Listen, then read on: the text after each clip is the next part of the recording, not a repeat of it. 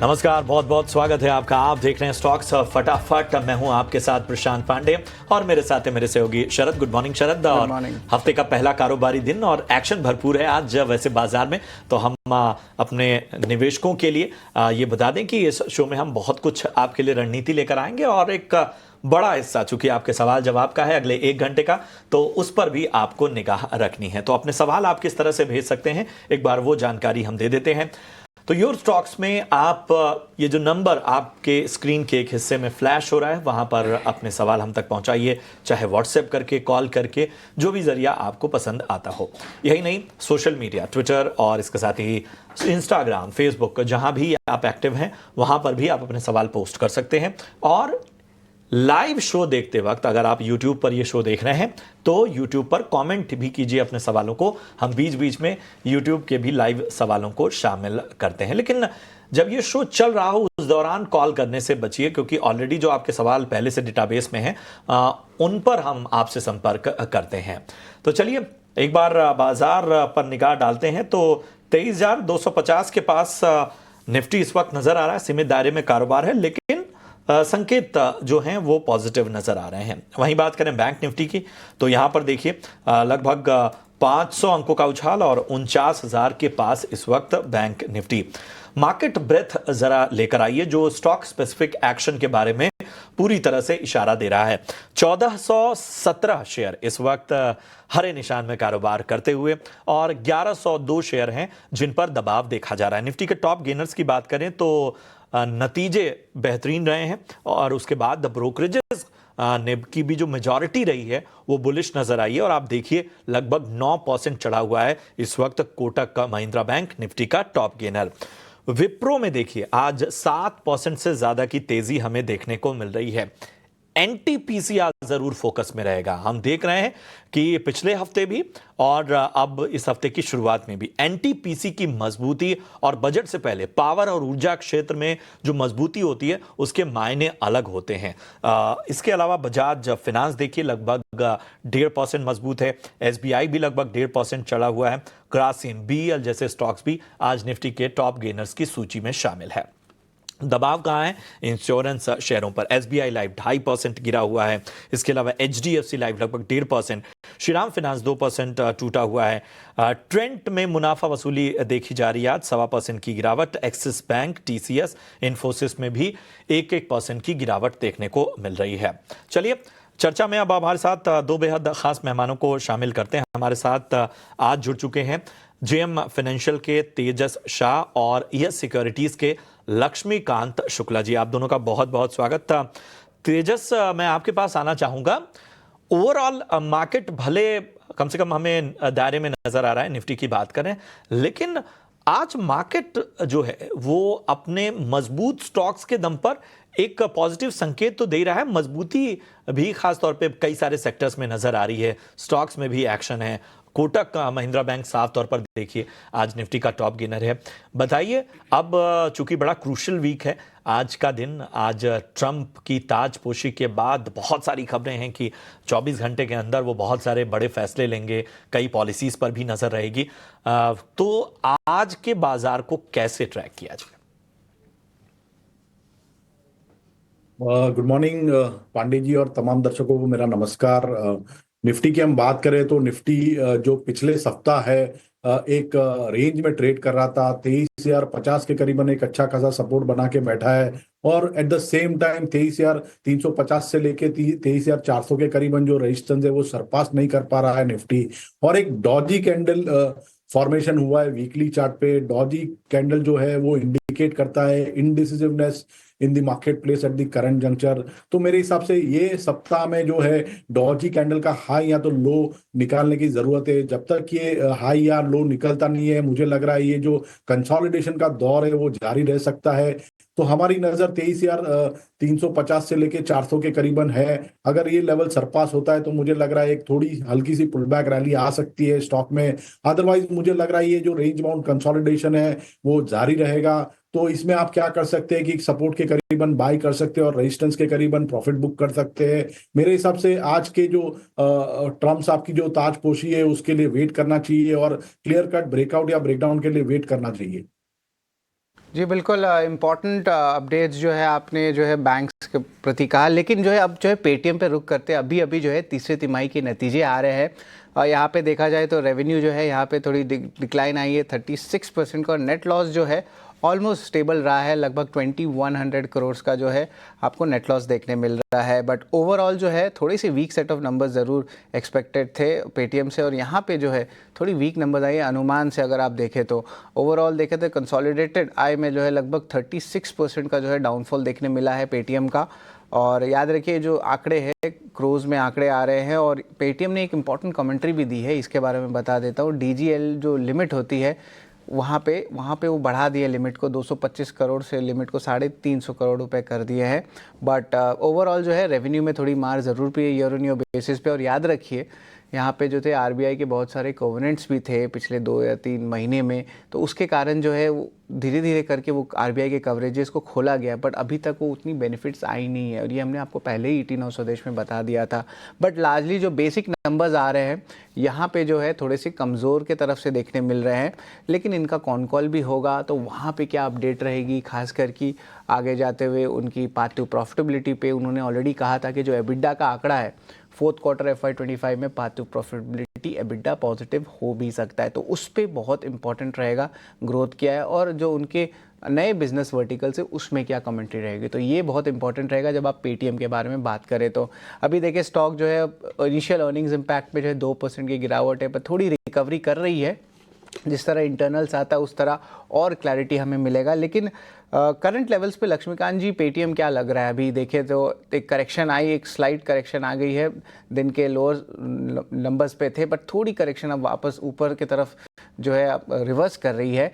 तो लक्ष्मीकांत जी अभी current levels पे पेटीएम क्या लग रहा है? अभी तो रेंज है 880 to 890 के बीच।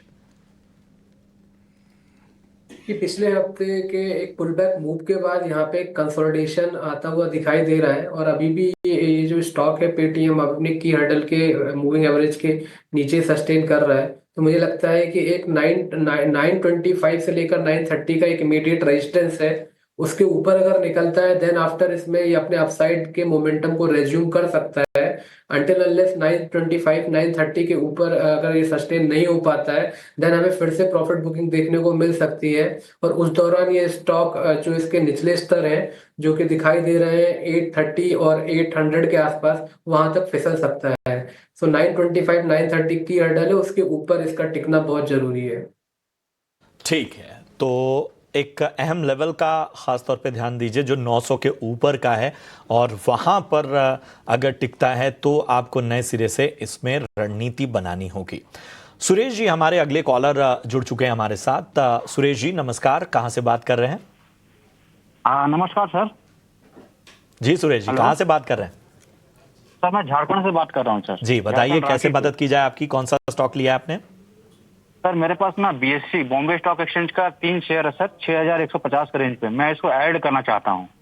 ठीक और है। दूसरा सर मेरा रिक्वेस्ट है सर, मेरे को एक फार्मा स्टॉक बताया जाए जो मैं 6 महीने के लिए होल्ड कर सकूँ, 6 से 1 साल के लिए। ठीक है, ठीक है। तो तेजस मैं आपके पास आना चाहूँगा। सुरेश का सवाल बॉम्बे स्टॉक एक्सचेंज पे है, और इन्होंने 6150 पे बाइंग की है, लेकिन अब जो गिरावट है इसमें और ऐड करना चाहते हैं। तो पहले बताइए कि क्या ये रणनीति सही रहेगी या कोई और भी डिप का इंतजार करना होगा? दूसरा, इन्हें कोई एक फार्मा स्टॉक सजेस्ट कीजिए जो 6 महीने से लेके 1 साल तक के लिए ये होल्ड करना चाहते हैं। तो बीएससी की हम बात करें तो इन्होंने जो स्टॉक खरीदा है वो काफी ऊपरी लेवल पे खरीदा है। स्टॉक में हमने एक अच्छी खासी रैली देख ली है, 5000 से करीबन 6150 के करीबन, तो ऑलमोस्ट स्टॉक ने 20-22% की रैली देखी हुई है। तो मेरे हिसाब से ये स्टॉक में करेक्शन के वेट करना चाहिए। जो अगर इनका मीडियम टर्म व्यू है तो एक करेक्शन के लिए वेट करके 5500 एक आइडल लेवल होगा एंट्री करने के लिए। जब तक ये स्टॉक और 5500 के ऊपर ट्रेड कर रहा है, मुझे लग रहा है ये स्टॉक का जो स्ट्रक्चर है अभी भी वीक है, लेकिन स्टॉक थोड़ा ओवरबॉट जोन में है। तो मेरे हिसाब से जो एवरेज करना चाहते हैं वो थोड़ा डिप में खरीदारी करे।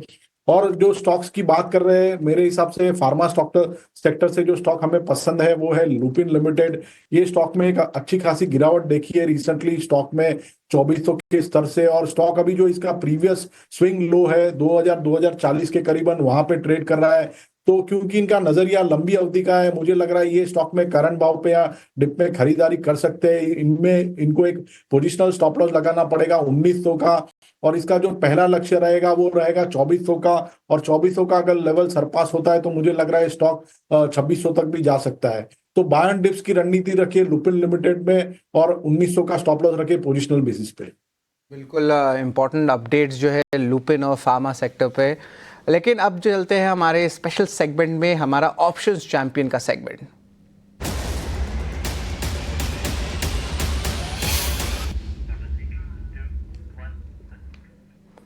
और ऑप्शंस के चैंपियंस बताने के लिए हमारे साथ जो है फिनवर्सिफाई की ध्वनि पटेल जुड़ रही हैं। नमस्कार ध्वनि।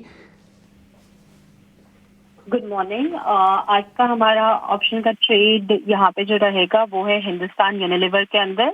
ओवरऑल काउंटर के अंदर एक गिरावट देखने को मिल रही है। यहाँ पे फर्दर लेवल्स जो है वो डाउन साइड पे सजेस्ट करते हैं। 2300 तक के स्पॉट लेवल में जो फॉल है वो कंटिन्यू होता हुआ देखने को मिल सकता है। तो आप 2340 का पुट ऑप्शन जो है वो खरीद के चल सकते हैं। 38 रुपीज के भाव तक आपको ये मिल जाएगा। टारगेट 54 का, स्टॉप लॉस 30 का लगाना है। 1:2 का रिस्क रिवॉर्ड बैठता है। अधिकतम मुनाफा है 4800 और नुकसान 2400 तक का हो सकता है। जी बिल्कुल इम्पोर्टेंट जो है लेवल्स और कॉल जो है ध्वनि की तरफ से आते हुए। धन्यवाद ध्वनि जी, आपने हमारे साथ जुड़े। लेकिन बता देते हैं कि डिस्क्लेमर होती है ऑप्शंस मार्केट में, और यहाँ पे हम बता देते हैं कि ओवरऑल जो है यहाँ पे एफएनओ मार्केट में हम बात करेंगे तो यहाँ पे जो है आप कह सकते हैं 9 से लेके 9 लोगों में जो है आउट ऑफ 10 पीपल जो है यहाँ पे नुकसान देखने मिलता है। एफएनओ ट्रेडर्स का औसत जो है लगभग 50,000 रुपये का जो है नुकसान देखने मिलता है। जब भी आप एफएनओ ट्रेड्स करें तो अपने वित्तीय सलाहकार की जो है ओवरऑल व्यूज़ ज़रूर लें। तो ये है आपका पूरा सेगमेंट। लेकिन आप को शामिल करते हैं, और जैसा मैंने कहा था कि हम YouTube के भी सवालों को शामिल करते हैं। हमारे साथ शानी ने हमें सवाल भेजा है YouTube पर। NBCC पर राय जानना चाहती हैं। हालांकि इन्होंने अपने लेवल्स नहीं बताए हैं, बस ये जानना चाहती हैं कि होल्ड करें या फिर सेल करें। लक्ष्मीकांत जी, मैं आपके पास आना चाहूँगा। NBCC पे बहुत सारे सवाल वैसे भी हमारे आम इन्वेस्टर पूछते रहे हैं। आज हम देख रहे हैं कि लगभग 1.5% ऊपर है ये स्टॉक का, और पिछले 5 ट्रेडिंग सेशन में अगर हम देखें तो एक जो वॉलेटाइल मार्केट था उसके बाद NBCC की रफ्तार देखने लायक है। 20% पिछले 5 ट्रेडिंग सेशन में ये स्टॉक ऊपर गया, और आज भी 1.5% ऊपर है। लेवल्स चूंकि नहीं बताए हैं इसलिए जाहिर सी बात है उनका बहुत सीधा सवाल है कि मुझे लगता है कि उन्होंने निचले स्तरों पर खरीदारी की हुई है और अब वो जानना चाहती हैं कि होल्ड करना चाहिए या सेल करना चाहिए। ये पिछले 3 से 4 महीने के करेक्शन के बाद यहाँ पर स्ट्रक्चर इंप्रूव होता हुआ नजर आ रहा है। वीकली चार्ट्स पे भी देखें तो यहाँ पर अभी पिछले हफ्ते बुलिश इंगल्फिंग कैंडल का फॉर्मेशन हुआ था, और अभी हम मंथली चार्ट्स पे भी देख रहे हैं तो यहाँ पर एक हैमर काइंड का फॉर्मेशन है, और 20 मंथ मूविंग एवरेज के सपोर्ट के साथ एक पुल बैक मूव भी देखने को मिला है। डेली के चार्ट्स पर भी यहाँ पे RSI में पॉजिटिव डाइवर्जेंस दिख रहा है, और अभी ये पिछले 5 दिनों से हायर टॉप हायर बॉटम के अनुसार ट्रेड कर रहा है। तो मुझे लगता है कि यहाँ से ये जो पुल बैक मूव है वो जारी रह सकता है। आने वाले समय में ये एक 105 का एक हर्डल है, वहां से हम एक रेक्टेंगुलर काइंड ऑफ पैटर्न का ब्रेकआउट एक्सपेक्ट कर सकते हैं। 105 के ऊपर अगर ये स्टॉक निकलता है देन आफ्टर फिर से हमें इसमें तेजी दिखाई देगी, और ये स्टॉक फिर अपने जो पिछले जो स्विंग हाइज है अराउंड द लेवल्स ऑफ 120 125 वहां तक पहुंच सकता है। सो ओवरऑल इस स्टॉक में आने वाले समय में बुलिश मूव भी बना रहेगा, बट इमीडिएट हर्डल 105 का है। 105 के ऊपर निकलता है तो फिर से तेजी देखने को मिलेगी NBCC में। जी, तो ये रहा है, और सीधा आपको लिए चलते हैं एक दिलचस्प बातचीत की ओर। जी हाँ, पुनीत चटवाल, मैनेजिंग डायरेक्टर और chief executive officer the Indian Hotels Company Limited, और उनसे खास बातचीत कर रहे हैं हमारे editor in chief Nikunj Dalmia. Chamber का मेंबर हूँ, फलाना ठिकाना रे sir, not at this place, not at your level, and then that could be genuinely busy. I mean, गलत ले ऑर्डर क्या हो गया यार। ये बातचीत बस थोड़े ही पलों में आपके सामने रखेंगे, और इस बातचीत में कई पहलुओं पर बातचीत होगी, लेकिन इन सब के बीच में जरा बाजार पर भी एक निगाह डाल लेते हैं। और चलिए सीधा लिए चलते हैं इस इंटरव्यू की ओर। मिसाल रही है मगर सबका मानना है कि भाई एक सपना है, ये कितने समय तक चलेगा। हॉस्पिटैलिटी इंडस्ट्री में बोलते हैं हनीमून पीरियड, ये हनीमून पीरियड कितना समय और चलेगा। मगर जो एविडेंस है, जो डेटा है, जो नंबर्स हैं, सब बता रहे हैं कि यह जो सपना है एक सुनहरा सपना लग रहा है जो लंबा चलेगा। तो क्या हकीकत है और कितने समय तक ये अच्छे दिन रहेंगे? सब कहते हैं जी अच्छे दिन आने वाले हैं, मगर इंडियन होटल के अच्छे दिन आ गए हैं। मैं उल्टा सवाल पूछता हूँ, अच्छे दिन कितने और दिन रहेंगे? देखिए, ऐसा नहीं कुछ, एक ह्यूमन नेचर होती है कि आप पास्ट को लेके आगे चलते रहते हो। तो जितना मर्जी लोग कह गए कि act in the living present, heart with in and God overhead, और फिर भी हम वो पास्ट में जाते रहते हैं। तो पास्ट में जो ये सेक्टर था बहुत ही सिक्लिकल था।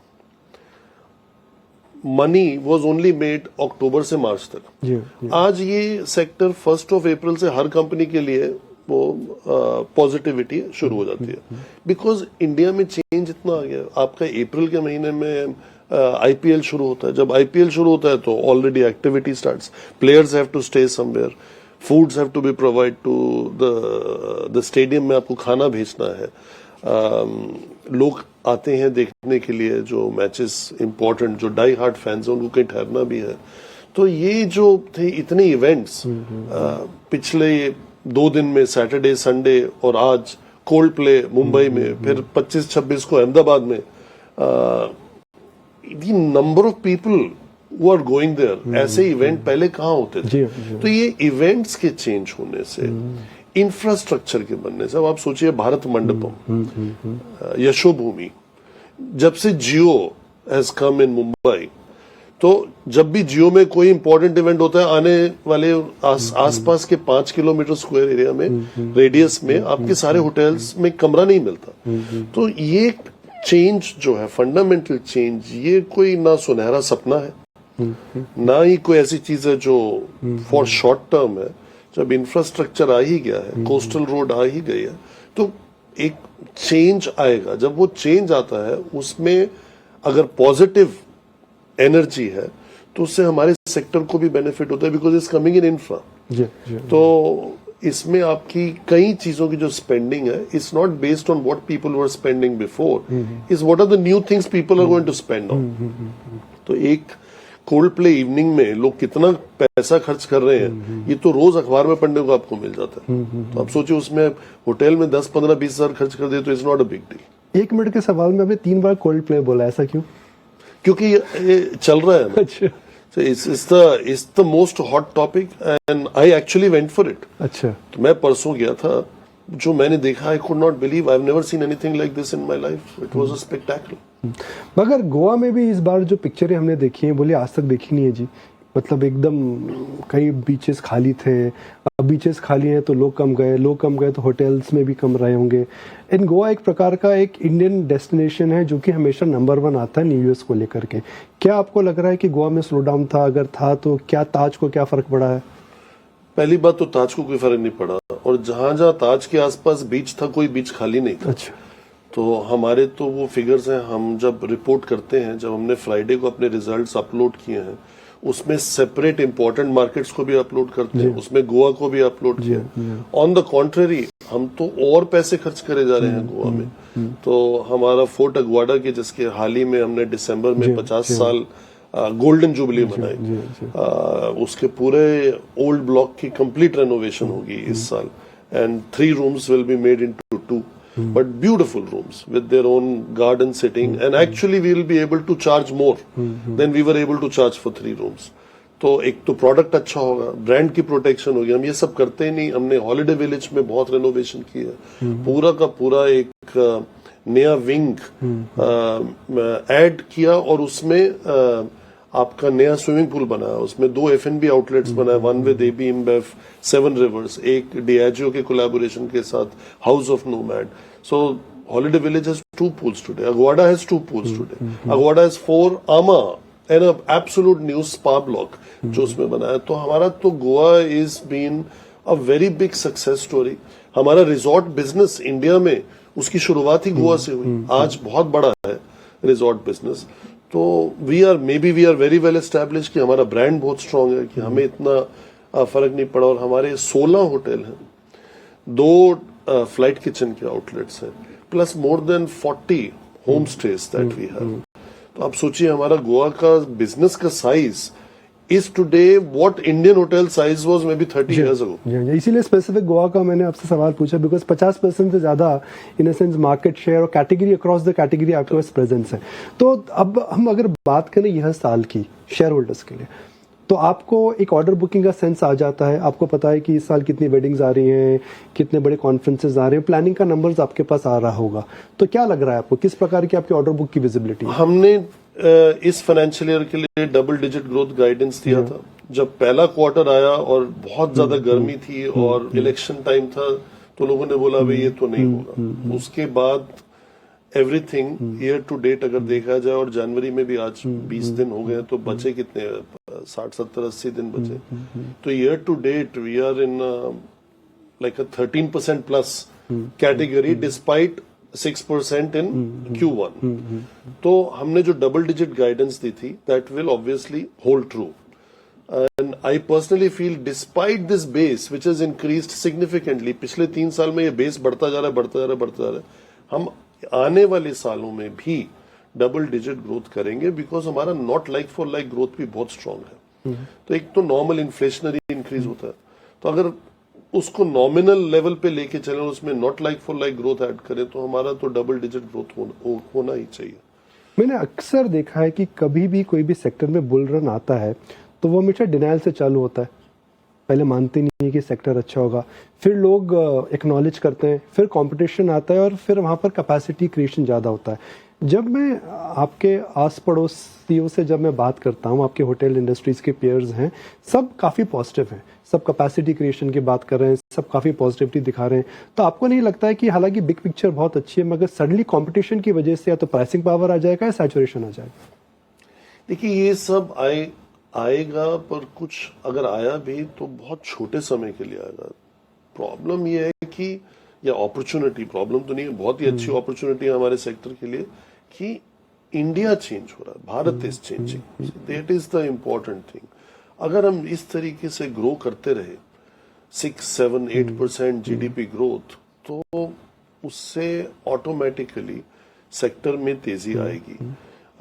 आज तक तो मैंने सुना नहीं किसी ने सजेस्ट किया होगा 6 के नीचे भी जा सकता है, वो 6.5 है या 6.3 है या 6.8 है, ये तो सुना है कि 8 होना चाहिए, ये भी सुना है, बट कि 5 होगा ये तो नहीं सुना। As long as it is 6 north of 6, the sector will keep growing, and it is also good to see that all other Indian brands कि ये सब लोग भी ग्रो कर रहे हैं, क्योंकि उसकी जरूरत है। हमारे इंफ्रास्ट्रक्चर की सिर्फ सड़क और एयरपोर्ट्स और स्टेशन से इंफ्रास्ट्रक्चर नहीं होता, you need hotels is a part of infrastructure development. तो इसलिए आपको ये स्ट्रक्चर चाहिए। अगर आप आज अयोध्या जाते हैं तो the way the flights work, the way that airport works, आप जिस प्लेन से जा रहे हैं उससे वापस नहीं आ सकते, आपको एक रात रहना है, तो वहां पे आपको होटल रूम चाहिए।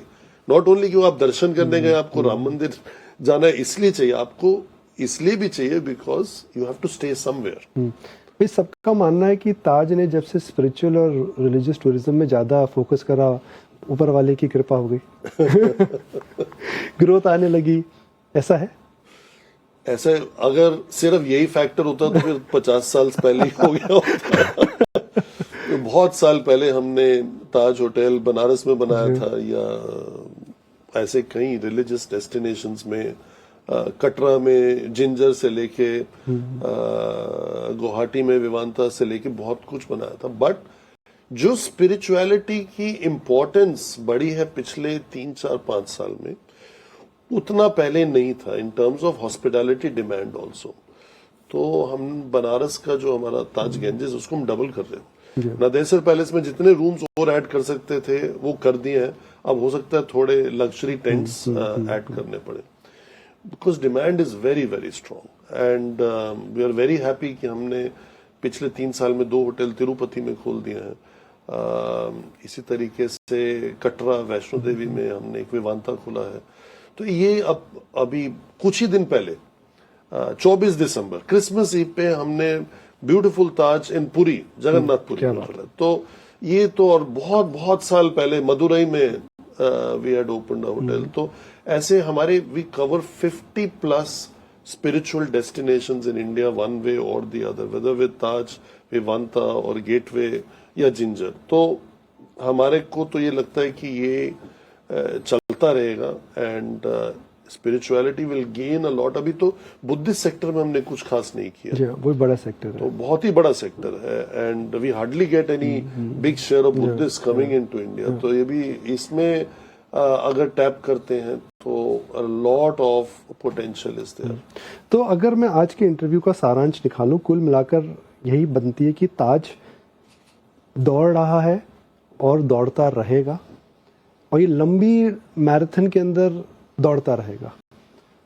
सेकंड, एक्साइटिंग नए होटल्स खुलने वाले ये साल, कहीं भी स्लो डाउन नहीं दिख रहा है। गोवा में जो हुआ था वो हकीकत है या फिर एक कॉन्सेंट्रेटेड सोशल मीडिया बस, आपके बिजनेस को कुछ फर्क नहीं पड़ा है। और रिलीजियस टूरिज्म हो या फिर न्यू एग्जॉटिक डेस्टिनेशंस हो, ताज अपनी एक्सपेंशन को लेकर के फुली तरह से कमिटेड है। हाँ, हमारे लिए ताज के लिए हाफ सेंचुरी काफी नहीं है, सेंचुरी भी काफी नहीं है। आइडियली हम लंबी पारी खेलना चाहते हैं और डबल सेंचुरी प्लस से बात करनी चाहिए। चलिए 1 लाख करोड़ की मार्केट कैप हुई है तो उसको मैं सेंचुरी मांगूंगा। मैं ये उम्मीद करूंगा कि आपकी डबल सेंचुरी मार्केट कैप की जल्दी हो, 2 लाख करोड़ जल्दी क्रॉस करे। Best wishes for a great year ahead. Thank you very much. Thank you thank you very much. Thank you. Wonderful. नहीं होता है।